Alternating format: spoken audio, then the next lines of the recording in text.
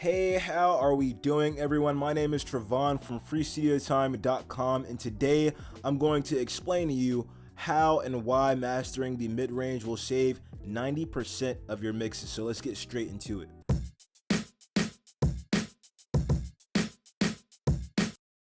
So our mid-range is anywhere from about 600 to 3.5 kilohertz. This frequency range is so important because it's where the bulk of our vocal information lies. So your vocal mixes may sound bad because you need to use a bit of additive EQ in your high mids, or you may need to throw another EQ on after compression and see what you can find. To help you understand everything a little bit better, think of both your vocal recording and your instrumental track separately, right? The vocal recording, unfortunately, doesn't always include just our vocals. Depending on how and where we record, there is a big, long list of things that can happen when recording a song. Remember, the goal of mixing and mastering is to get full, clear vocals that blend with the instrumental track nicely. This means we have to figure out how to sit our vocals inside and not on top of the instrumental track, which is a lot easier said than done. In my experience, I've noticed adding a dynamic EQ to the high mid area solves a world of problems. So let me show you a bit of what I'm talking about. This is a song I recorded a few weeks ago. I'm gonna just play you a little snippet of it so you can kind of get an idea of how it sounds like. Hush and breathe. I don't ever wanna make you feel like you should run from me. And the person I'm becoming, I just can't believe. But I don't ever wanna make you feel like you should run from me. Don't run from me.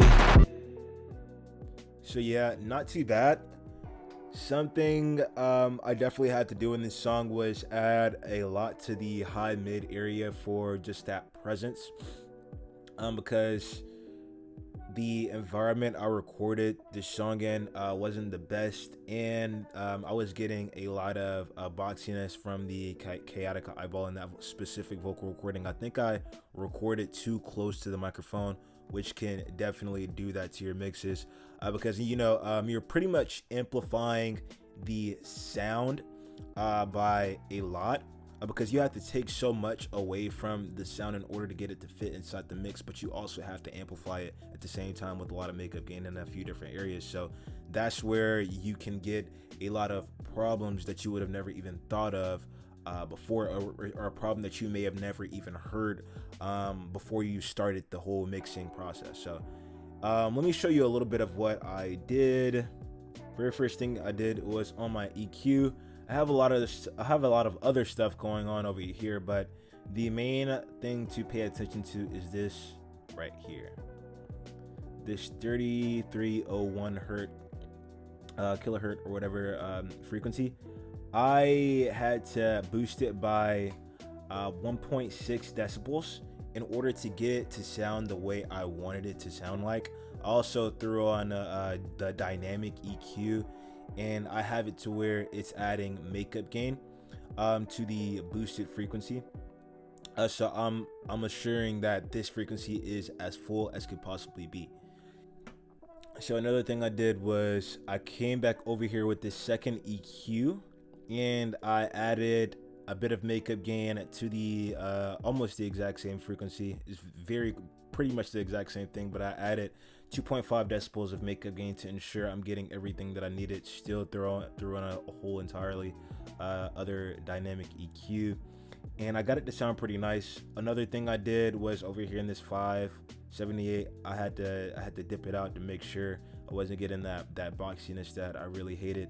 Because especially like if you're in a position where you record it very close to the microphone, it's just gonna present a lot more problems than what you initially realized. So that's why making sure you record your song properly is a very important step. It's honestly a step that we all kind of struggle with a little bit, but if you know what you're doing, it's not necessarily a problem that destroys your mixes. So yeah, it's not too bad, not too bad sounding at all. Another thing I did was I came over here to the master track, and for my mastering EQ, I did a little something special. So over here on my dynamic EQ in the master, I went to the same frequency range and I added another boost. And the reason I did it is because I thought about the instrumental track, and I thought about my voice on that instrumental track, and I was like, okay, how can I use this EQ to blend both my vocals and this instrumental together, right? And I was thinking it makes so much sense to boost the same frequency range, because this 3.1 to 3.3 frequency range is where the bulk of my vocal lies, is where a lot of the presence lies. So it's like, okay, if a lot of the presence of my vocal lies right here, and this is mainly what people are going to be hearing when they're listening to this song, why not add a nice little frequency boost right here? So not only are the is the frequency for the instrumental track getting boosted, but my vocals are also getting boosted together, and it's just going to create this overall fuller sound. It's going to make my voice actually sound like it's inside of the mix. Well, it's gonna be like another one of those contributing factors to help my voice sit inside the mix perfectly. But as far as like that list of factors, this is one of the main factors that really pushes my voice inside of that instrumental track. So yeah, everything sounds pretty nice, sounds the way I wanted it to sound. And last things last, is adding a little bit of saturation or adding an exciter.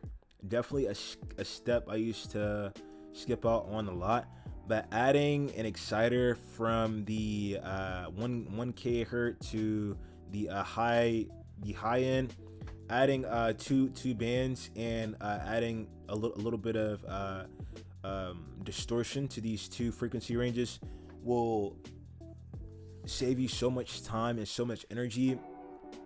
So what it's doing is literally, I don't know if you know what an exciter is or not, but it's adding a type of distortion of your choosing. I have these 4 types of distortion: retro, tape, tube, and warm. And I can choose how much of the processing I want on there. I have a bunch of different types of knobs that I can do to control that aspect, but it's literally adding distortion to whatever frequency ranges of your choosing. And by adding this distortion to the high, mids, and high end, it gives your vocals this type of excitement. That's why it's called an exciter. It literally gives your voice this type of excitement.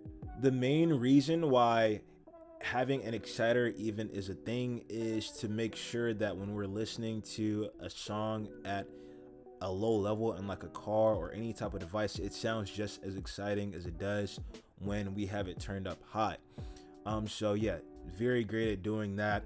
And on top of that, it just gives this nice feel to a song whenever you add it on there. It's like whenever you don't use an exciter, it just kind of feels like it's something missing. Like I remember listening to a lot of industry standard songs in the past, and I was like, what is that? It's like something is missing from my songs, and that saturation will do so much wonders. So I'll play it for you again after explaining all that, and you can kind of break everything down in your brain and just really understand what I did.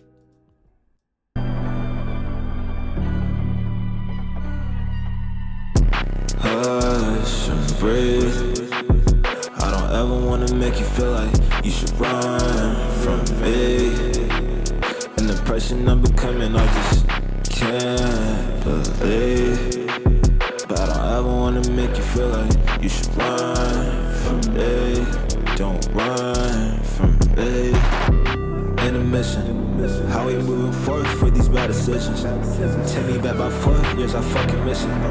Take me back by 6 years, All right, everyone, if you're looking to learn how to mix your vocals with just the stock plugins that you have in your DAW right now, I'm talking about those free ones that you have that you don't really pay any attention to. I'm talking about those. I can show you how to get a good mix out of the ones that you have right now. Just go to the link in the description and I will get you taken care of. But all right, everyone, if you got a lot of value out of this video, hit subscribe, hit like, and we can all grow together.